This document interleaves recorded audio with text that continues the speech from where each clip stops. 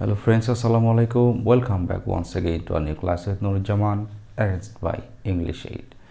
তো আজকের ক্লাসে আমরা going to short form gonna, want to short form wanna, give মির শর্ট ফর্ম হচ্ছে গিমি, লেট মির short form lemme, have got to বা হ্যাভ টু এর শর্ট ফর্ম গটা, আরও অনেক ধরনের শর্ট ফর্ম আমরা ধীরে ধীরে দিব।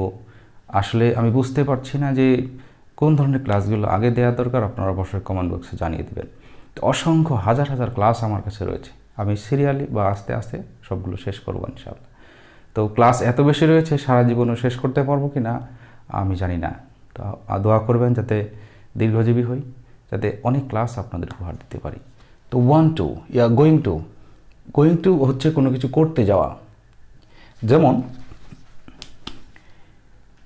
যদি বলা হয় আই উইল গো, আমি যাব, যে এটা যদি কাছাকাছি হয় বা এরকম মানে সেন্স যদি আমি ইউজ করি, যে আমি এই গো না দিয়ে যদি আমি বলি যে ইট, আই উইল ইট, আমি খাবো, এটাকে আমরা এভাবেও বলি যে আম বা আমি খেতে যাচ্ছি, আম গোয়িং টু ইট, এরকমভাবে আমরা ব্যবহার করি।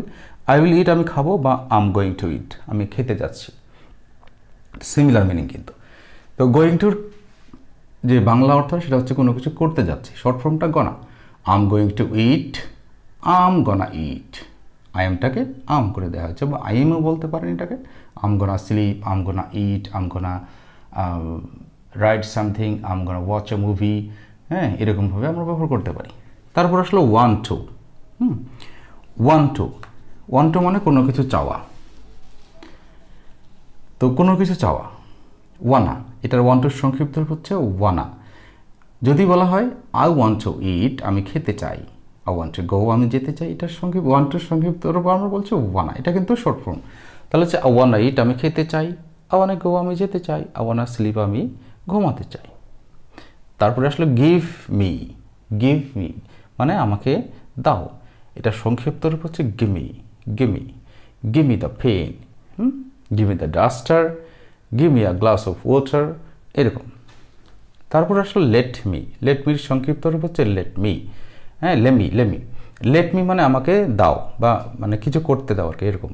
লেট মি গো, আমাকে যেতে দাও। আপনারা জানেন যে গো এর যে সঠিক উচ্চারণ হচ্ছে গেও। লেট মি গো, আমাকে যেতে যাও, এটা যেতে দাও, এটাকে আমরা বলতে পারি লেমি গো, আমাকে যেতে দাও। লেমি ফিনিশ, আমাকে শেষ করতে দাও। লেমি সেই সামথিং, আমাকে কিছু বলতে দাও, এরকম। তারপর আসলো হ্যাভ গট টু বা হ্যাভ টু।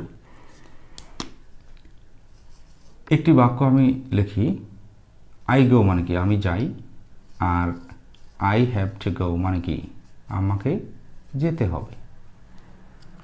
তো আমি যাই আর আমাকে যেতে হবে, এটা এখানে সেমি মডাল হিসাবে ইউজ করা হলো, বা এখানে এটাকে অব্লিগেশনও বলা হয়, যে কোনো কিছু করতে হবে। যেমন আমাকে যেতে হবে, আমাকে খেতে হবে, আমাকে আসতে হবে, আমাকে তার সাথে দেখা করতে হবে, আমাকে তাকে সাহায্য করতে হবে, এইতে হবে যখন থাকবে, তখন আমরা হ্যাভ টু বা হ্যাভ গট টু ব্যবহার করি। তো আই হ্যাভ টু গো, আমাকে যেতে হবে, আই গটা গো, এইটাকে আমরা এইভাবে ব্যবহার করতে পারি। আই গটা গো, আমাকে যেতে হবে, হ্যাঁ, ট এখানে উচ্চারণ না করাই ভালো হবে, আই গটা গো, হ্যাঁ, ছ এর মতো বা ড এর মতো উচ্চারণ করলে বেশ ভালো হয়। আই গটা গো, আমাকে যেতে হবে, আই গটা স্লিপ, আমাকে ঘুমাতে হবে, আই গটা হেল্প হিম, আমাকে তাকে সাহায্য করতে হবে। এইভাবে আপনারা ইউজ করবেন। তো এই শর্ট ফর্মগুলোর ভিডিও আরও অনেক দেওয়া হবে, আমি কাজ করছি আপনাদের জন্য। To make you expert in English, I'd like to finish here. See you in another video. Till then, bye bye. Assalamu alaikum.